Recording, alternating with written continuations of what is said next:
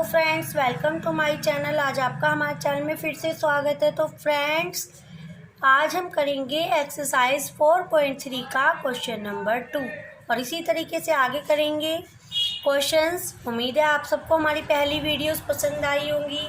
इसी उम्मीद के साथ हम एक नई वीडियो लेकर आए हैं। तो हमारी वीडियो को सबसे पहले लाइक कर दीजिए, शेयर कर दीजिए और कमेंट कर दीजिए। और अगर आप में से कोई हमारे चैनल पर नया है तो प्लीज़ चैनल को सब्सक्राइब भी ज़रूर करें और नई वीडियो के लिए बेल आइकन पर भी प्रेस ज़रूर करें।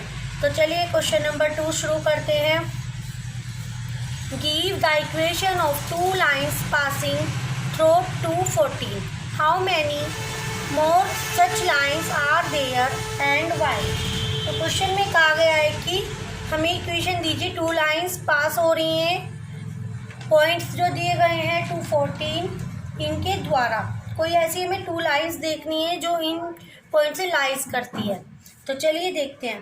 देखिए, ये जो 2 और 14 वैल्यू दी गई हैं, ये होती है आपकी x की वैल्यू और ये होती है आपकी y की वैल्यू। तो अगर हम इस तरीके से कोई इक्वेशन बनाए तो देखिए हम इस तरीके से बना सकते हैं, x plus Y is equal to 16। अगर हम पॉइंट पुट करेंगे तो देखिए x की वैल्यू 2 है एंड प्लस y की वैल्यू है 14 इज इक्वल टू 16। तो ये पॉइंट इस इक्वेशन पर लाइज हो रहा है क्योंकि 2 प्लस 14 इज इक्वल टू 16।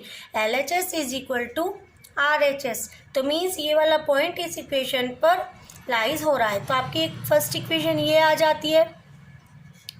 अगर इसने कहा है कि टू लाइंस देनी है, टू इक्वेशन की बात करें तो सेकंड देखते हैं। अगर हम वैल्यू रख देते हैं 7x is equal to Y, तो देखिए हम पॉइंट को पुट करके देखते हैं। 7 इंटू एक्स की जगह पे 2 और y की जगह पे 14। तो देखिए LHS is equal to RHS हमारा आ जाता है। तो ये जो सेकंड इक्वेशन है ये भी इस पॉइंट पर लाइज हो रही है। तो आपने देखा कि इसने टू लाइंस बोला था तो हमने टू लाइंस का एग्जांपल दिया है। आगे पढ़ते हैं। क्वेश्चन में हमें क्या कहा है, how many more such lines are there and why. इसी तरीके से हम और भी वैल्यूज़ रख के और भी इक्वेशन बता सकते हैं। तो इसका आंसर हम इनफाइनाइट लिखेंगे क्योंकि ये सेटिस्फाई हो रहा है। हमें पता नहीं है कि कितनी इक्वेशंस की कितनी वैल्यूज़ हो जाएंगी, तो इनफाइनाइट इसका आंसर हुआ।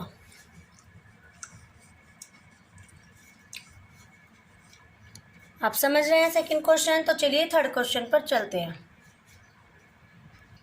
तो देखिए थर्ड क्वेश्चन में क्या कहा गया है, if the point 3, 4 lies on the graph of the equation 3y is equal to ax plus 7, तो find the value of a। हमें a की वैल्यू निकालनी है। तो देखिए जो हमारे पॉइंट दिए गए हैं 3 एंड 4, ये हमारी वैल्यू होती है x की और ये होती है हमारी y की। इक्वेशन में वैल्यू पुट करेंगे, 3y is equal to ax plus 7। तो 3 इंटू वाई की जगह पे वैल्यू रख दी 4 is equal to a into 3 क्योंकि x की वैल्यू 3 है प्लस 7। 3 4 जो 12 is equal to 3 into a यानी कि 3a प्लस 7।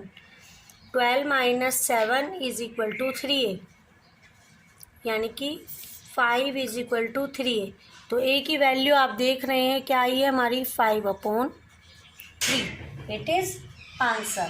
तो यही हमारा आंसर है। इसमें a की वैल्यू निकाल ली है। तो अब चलते हैं फोर्थ क्वेश्चन पर। चलिए फोर्थ क्वेश्चन है आपका, the taxi fare in a city is as follows. For the first kilometre the fare is ₹8। इसने कहा है कि जो टैक्सी फेयर है एक शहर में वो फॉलो कर रही है फर्स्ट किलोमीटर के लिए, तो उसका वो रुपीज़ है जो वो 8 है। फॉर द सब्सिक्वेंट डिस्टेंस, बची हुई दूरी, इट इज़ ₹5 पर किलोमीटर।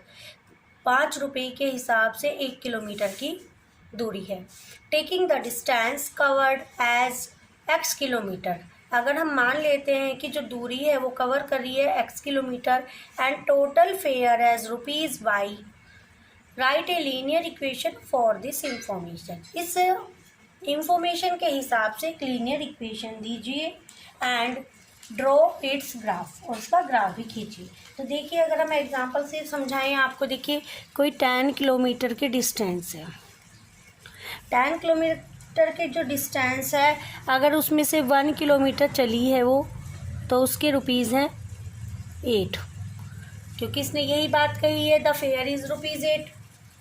अब बची हुई दूरी की बात करें तो 10 में से 1 किलोमीटर यहाँ हो गई, तो 10 - 1 यानी कि बची हुई। ठीक है, तो बची हुई दूरी कितनी हुई? 9 किलोमीटर। 9 किलोमीटर में देखिए ₹5 पर किलोमीटर के हिसाब से 5 × 9, तो इज इक्वल टू आई हमारी इधर 45। तो चलिए क्वेश्चन करते हैं। अगर आपको ये चीज़ समझ आ गई है तो देखिए क्वेश्चन में कहा है let the distance be x। Question में पहले ही गिवन है ये बात, तो लिख लेते हैं let the distance is equal to x, और फिर आपको दी हुई है ₹y।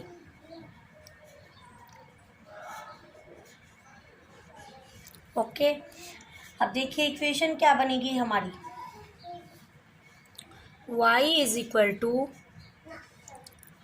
8 + 5 x - 1, क्योंकि डिस्टेंस हमारी x है और हमने 1 घटा दी उसमें से, तो x - 1, तो y इज इक्वल टू